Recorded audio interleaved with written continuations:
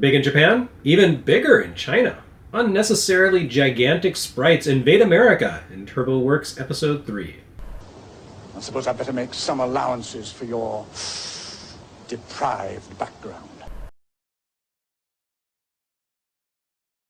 As video game hardware grew in power and capabilities, developers began to explore a lot of different tricks and ideas in order to impress and excite gullible young audiences. And as part of this, it seems like every developer had to put out at least one game that featured enormous game sprites that ultimately hampered the fun and playability of their software. For Hudson and NEC, that game was China Warrior. I'm not going to beat around the bush here. This is unashamedly, unreservedly, unabashedly a direct attempt to just make a more muscular version of Irem's Kung Fu. We've seen plenty of games for which that descriptor applies at this point, but this strikes me as the most brazen effort along those lines since Dragon Wong for SG-1000. I mean, consider the fact that the Japanese title of China Warrior was The Kung Fu. Sure, Kung Fu was called Spartan X in Japan, but I find it hard to believe that devs with their finger on the pulse of the industry wouldn't have known that Spartan X shipped as Kung Fu or Kung Fu Master in literally every other territory on the planet. And consider also the fact that Spartan X was based on a Jackie Chan movie, while China Warrior clearly riffs on the works and image of Bruce Lee, though in this case I doubt anyone cleared the likeness with the Lee estate. The point is, the creators of this game knew what they were doing. But I don't have to read tea leaves and perform acts of digital numerology to know this. The developers have stated it themselves. In that same 2003 interview with a seemingly defunct site called The Game Staff List that I sourced from Shmuplation's last episode, Hudson's Shinichi Nakamoto directly compared this game to the Famicom Kung Fu as a bragging point for the console's horsepower. It was an early entrant in the race to push the boundaries of tech and game design by giving players an absolutely massive character to control. As we've seen with Altered Beast, this tended not to lead to particularly sophisticated design. When your hero occupies an entire side of the screen, you don't have a lot of space left for the visual information required by an exploratory action game or even a simple platformer. These games almost universally boil down to playing like Kung Fu derivatives, simple, melee-based action games that revolve around short-range combat and a limited set of skills and commands. And to be completely honest, that's not the worst thing in the world. Yes, China Warrior, like Altered Beast and Splatterhouse, and the various other Jumbo Sprite Guy adventures to follow in its footsteps, and like Ginpei Tomadin's Big Mode before it, is a dumb, simplistic game. You could actually have reproduced this gameplay on an LCD handheld, like a Game & Watch, without having to make many compromises. Maybe you'd have to excise the ability to move forward and backward along the path, but the core action of a guy walking while punching enemies and hazards as they approach at different distances and heights is not so far removed from the boxing Game & Watch that gave us Urban Champion, an NES launch title with about as much depth as China Warrior. But that would kind of be missing the point. China Warrior and its ilk were not games whose creators sat down and thought, how can we make a deep, intricate, multi-layered game experience that elevates the medium and redefines the player's expectations for design and replayability? No, they said, man, having some big, playable sprites on the screen would whip ass. And who am I to say that they're wrong? China Warrior is not much of a game. It's simple, repetitive, and ultimately amounts to a rote exercise in memorization and muscle recitation. But it looks really cool. Control a genuinely enormous effigy of Bruce Lee who can walk, jump, crouch, punch, and kick. You don't really get to do much with that, and the controls feel pretty stiff, though not as stiff as Altered Beast on Master System. But this is the kind of game that you bought just because it made you enjoy new technology with wide-eyed wonder. I don't especially like playing China Warrior and have zero interest in programming my brain with the rote memorization required to complete it, but it does in fact look sick as hell. And it harkens back to an era in which people had a different relationship with video games. Less angry at corporations, less abusive toward developers, less weird about tech advances. It was enough when China Warrior arrived to simply say, my console can let you control a gigantic Bruce Lee guy. And it's so detailed and realistic that when he gets punched, his mouth and belly get cut and bleed. I'm not an old man yelling at a cloud here, that would come a decade later. What I'm getting at is that China Warrior, the TurboGrafx 16, come from an era in which technology and graphical performance in video games were a long way from hitting the plateaus that they achieved about, a decade ago. It was enough for Hudson to release a glorified Game & Watch ditty as the vanguard of their new console in 1987, and even in 1989, because no one had ever played a Game & Watch that looked quite this glorious. The technology simply hadn't existed until this point. China Warrior did have less impact in the US than in Japan, I suspect, because even though kids collectively loved cool-looking graphics and Bruce Lee, bootleg or otherwise, China Warrior no longer had the field to itself. It arrived after the arcade and Genesis versions of Altered Beast, a philosophically similar game with better graphics, cooperative two-player action, and a crazy power-up scheme. It arrived after Splatterhouse, too. Yet, the Kung Fu for PC engine had predated all of those games in Japan, unlike here in the US.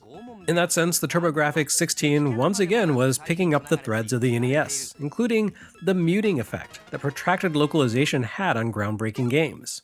You could almost think of China Warrior as the TurboGrafx-16's Dragon Warrior. Cutting-edge stuff in Japan, a bit of a shrug by the time it came to America years later, thanks to a bunch of the games that had helped inspire making their way west first. I mean, that's overstating the case, but you still get what I'm saying. So, is China Warrior a good game? Not really. Is it fun to play for more than a few minutes? And does it offer anything to do besides memorize patterns and hope for the best in boss encounters? Again, no. But it looked pretty amazing, with big, detailed graphics and an emphasis on realism that retained a bit of style, instead of going all the way into pit fighter-style paper cutouts against low-resolution photos digitization. And that's genuinely all China Warrior was meant to be. A sweet-as-hell rock'em sock'em brawler with graphics like no one had ever seen on a home video game system before. It's like the Smash Mouth of video games. Simple-minded and basic, but that's the entire point.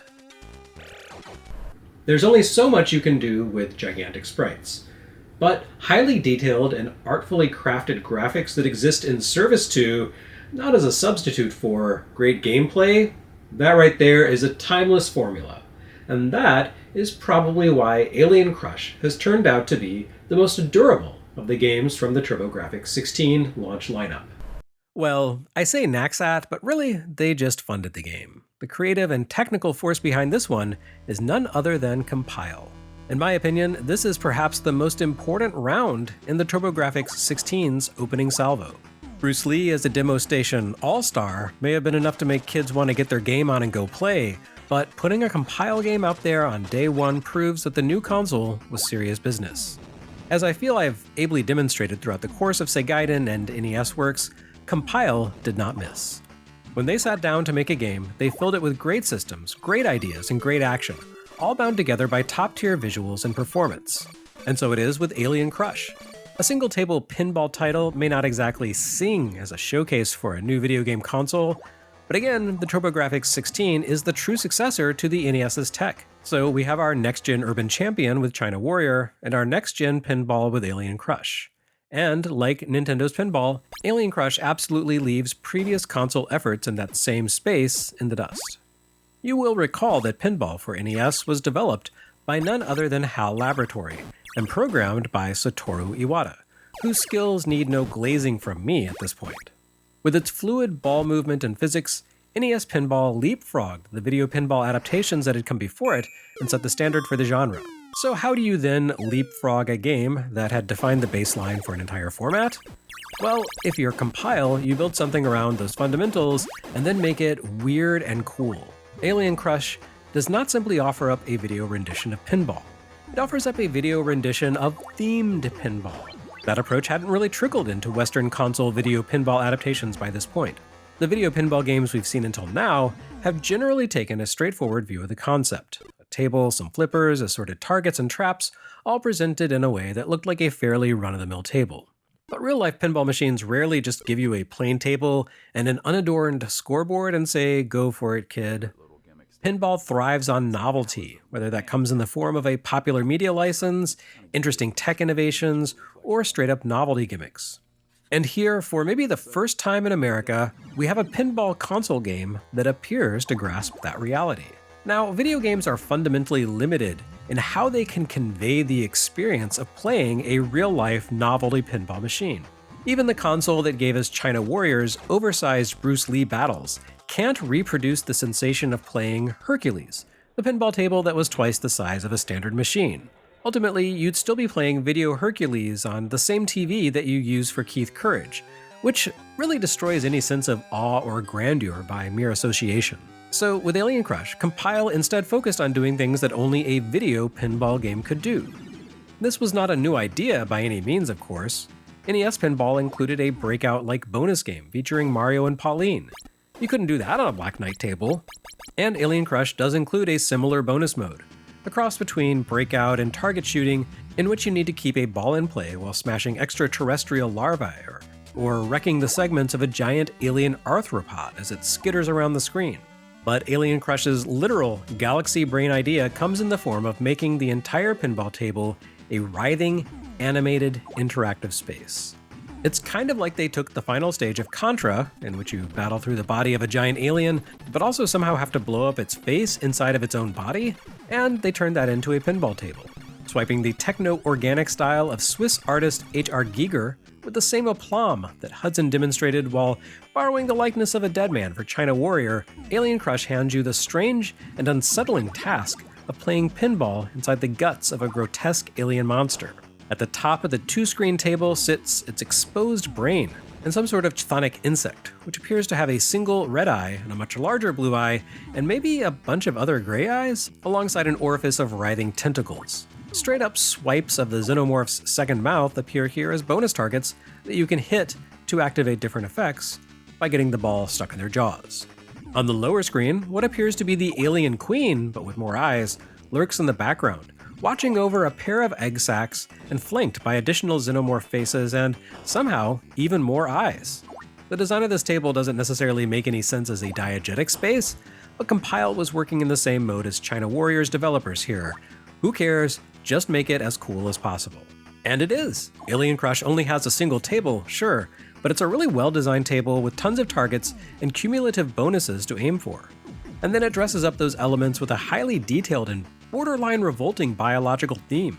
The table is ringed by what appear to be bones or carapaces, which visually, and one assumes within the fiction, provide a sort of protective frame for the squishy biomechanical components that run along the edge of the screen. Muscle fibers, intestines, weird shafts of tissue that pulsate wetly. Yeah, Compile's art team managed to capture the freaky bio-horror and sexuality of Giger's art without actually copying his literally naked enthusiasm for painting genitalia. But the way the entire table seems to be alive, with interactive elements that all appear to belong to maybe a single living organism or colony of organisms, is something you could really only do to this degree in a video game. As appears to be the TurboGrafx-16's core ethos, it plays well and looks cool as hell in the process. It might actually be the single most detailed and thoughtfully animated console game yet to appear in the US to this point, capitalizing on the small number of individual screens that make up a pinball table to use all available ROM memory to lavish obsessive detail over every background tile and every individual sprite. The dark purple color scheme that dominates the board makes fantastic use of the console's incredible support for color display, building an almost monochromatic space of deep shadows and murky, veiny details, against which the vibrant, robotic look of the player's control elements and key score targets genuinely stand out. This is the one area in which the TurboGrafx-16 possessed legitimate superiority over Sega's machine, and Compile made brilliant use of it. Both Genesis and TurboGrafx were programmed with a total palette of 512 colors apiece. But where the Genesis could only display about 60 at a time, NEC's console could render more than 480 at once, nearly the entire palette. This helps explain the vibrance that gave Keith Courage the bulk of its visual appeal, certainly, but Compile manipulates it to even better effect here by creating an unsettling landscape of throbbing alien anatomy. It would be creepy even if Alien Crush used normal human flesh and muscle tones in its backgrounds, but shifting them into bruise-like purples and searing keloid pinks makes for a truly revolting play space. Which means that Compile understood the assignment perfectly. If 80s kids liked kung fu matinees and Bruce Lee flicks, they loved gross-out visuals and trying to watch aliens for a few seconds at a time before the cable scrambler kicked in while their parents were asleep. Pinball maybe not so much, but when you have a game this cool-looking and bizarre, the aesthetic presentation elevates the experience above the mundanity of its subject matter. Alien Crush is the kind of game that anyone would have wanted to play back in 1989, except the squeamish, I suppose, regardless of what it actually was. Like Altered Beast and China Warrior, it just looked so cool and cutting edge that it transcended the particulars of the genre to appeal to the gamer hindbrain. The fact that it actually turned out to be a fantastic and varied single-table pinball experience was just a nice bonus. But it also ensured that the game would actually be a lot of fun to play decades later, something you can't normally say for 80s console launch titles.